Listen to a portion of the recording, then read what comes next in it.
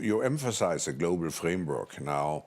The question is, how much is actually China engaged into those efforts? And don't you see the danger of the two circles, and that at the end we end up with two different frameworks, one which is more coming out of Beijing, and one which is developed inside the OECD concept? I think there is concern that we could, bifurcate here, but I think it's important not to do so. I'm optimistic because, just like in climate, I think there's more alignment. We have things like the Paris Agreement. The world comes together because everyone shares the climate in which the Earth, how it affects the Earth. And so I think that's true for AI.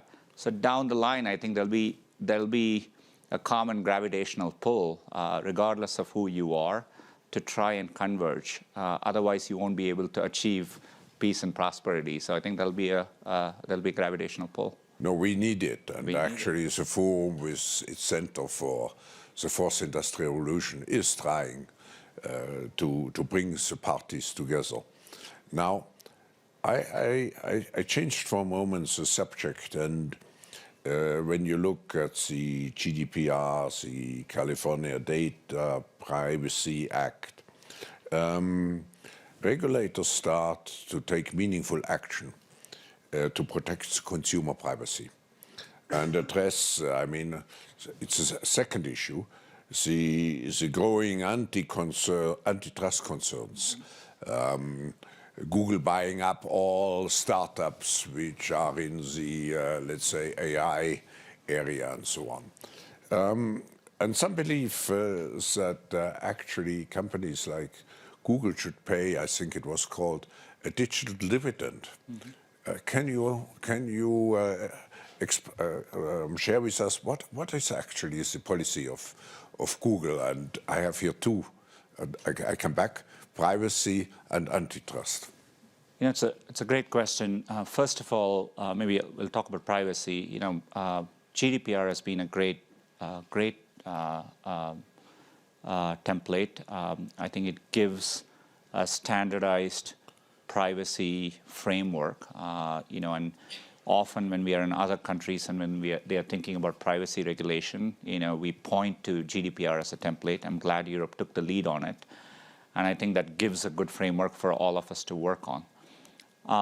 For us, privacy is at the heart of what we do. Users come to Google at very important moments, ask us questions. We deal with people's sensitive information in Gmail, Google Photos, and so on. And so we have to earn that trust. And today we do it by giving them control and transparency and choice around it. And over time, I think AI actually allows us to do this better. We can do more for our users. Most of the data today we deal with is to help users with their information needs. And we can do that with less data over time. And it's counterintuitive. But last year, for example, if you use Google's keyboard, we actually now learn what to suggest, but we don't send the raw data back. We only compute our models, and the data stays on the phones. So over time, I think we can do more things on device. We can use AI to actually preserve privacy as we improve user experiences. And I do think it's important that products need to work for everyone. It's a foundational principle. So today, if you take a product like YouTube, we allow users to pay for it and get it in an ad-free basis, or you have an ad-supported product. It's what allows us to take information and provide many services to billions of people around the world. And privacy cannot be a luxury good. We need to make sure we develop services in a way that works for everyone, but puts them first and is privacy enhancing. And that's the journey we are all on. But ultimately, it's up to users to choose. On your second question, I think with our scale, rightfully comes scrutiny. You're right, we have bought startups, but as a company, we invest every single year in hundreds of startups through our venture arms. We support entrepreneurs and incubators around the world. Through our Grow with Google program, we are trying to digitally skill millions of people. In Europe alone, we have skilled over 5 million Europeans. So with scale comes the chance to work on things, take a long-term view on important technologies like AI and quantum computing.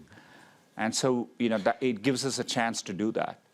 But ultimately, we have to do it all in a way that works for society. That's the real test, and society has to judge whether what we are doing is beneficial. And we want to engage constructively in the process, and earn our right to do that. But we aren't building up scale for scale's sake. We are trying to do important things for our users. I'm sure. Let's integrate the audience for a moment, and even if we don't have a microphone, just speak loud. I'm sure there might be a follow-up, if you don't mind. Please, yeah. Let's see anybody who, and we stick to the question of privacy or antitrust, please, at the moment. Do you want? Sure. Yeah. Hi, Sundar. My name is Samar Sekka. I'm from the Global Shapers community from India. First of all, I'm a huge admirer and a tech enthusiast myself. I wanted to ask you, India is right now, it's a huge market for you. Your program on the next billion users is aimed at India. India is right now in the middle of a data protection bill, which has seen a lot of changes over the last year. It was first seen as very restrictive to global multinationals like Google and other big tech companies. Now that it is being debated, India, the government has eased some of those regulations.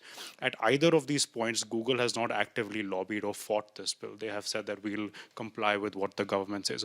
What is your view on it? Because you're one of the few CEOs, unlike I think many of your counterparts, who takes a balanced view, saying that there are risks, but there are also benefits.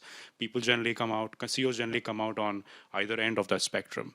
What would you like to see come out of the data protection bill, where the next billion users in India could benefit, but Google could also sort of move towards its vision? I would just enlarge your question and not related apply. to India, but to what. So the question would be, if you would design, from your point of view, an ideal data protection bill, how would it look like? It's a great question. We are in the World Economic Forum. We bring people together. That's what the internet is all about. The value of internet comes in connecting the world. And to do that, you need a free, open internet to work.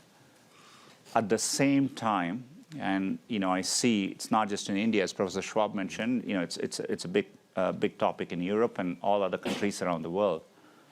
Politicians, rightfully, they are charged with protecting their citizens, and as part of that, data sovereignty is an important topic as well. But it is inherently a balance, right? And I think countries need to focus on the highest risk areas and maybe add protections around it. But you want to, help preserve a common internet.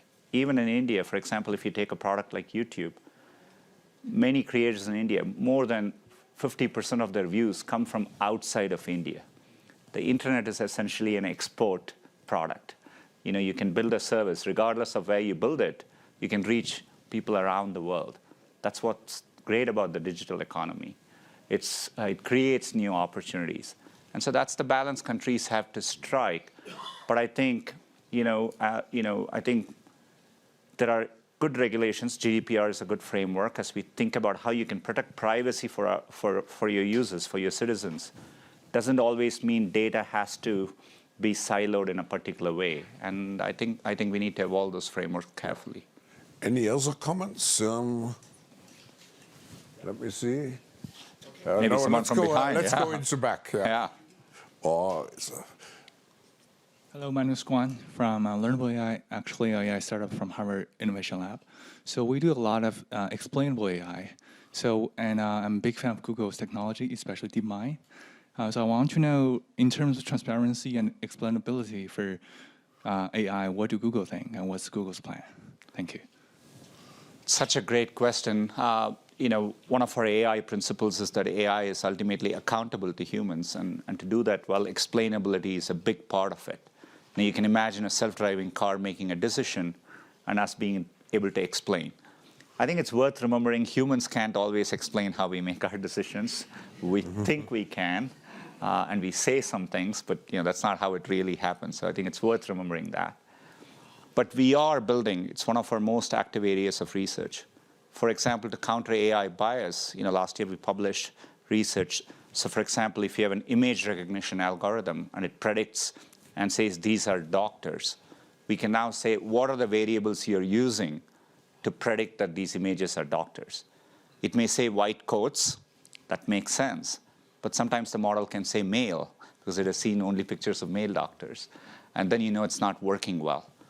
That's an example of explainability which we do, and we are working hard to drive that, but it is an area of research. But I think it's an important principle to do that before we use AI in high-risk applications. And but it's exciting as well. AI actually gives us a chance to do some things where humans are actually biased, and we reinforce our bias to understand that, counter it, and do it in a better way as well. So we need to invest to get there. Yeah. Let me take one other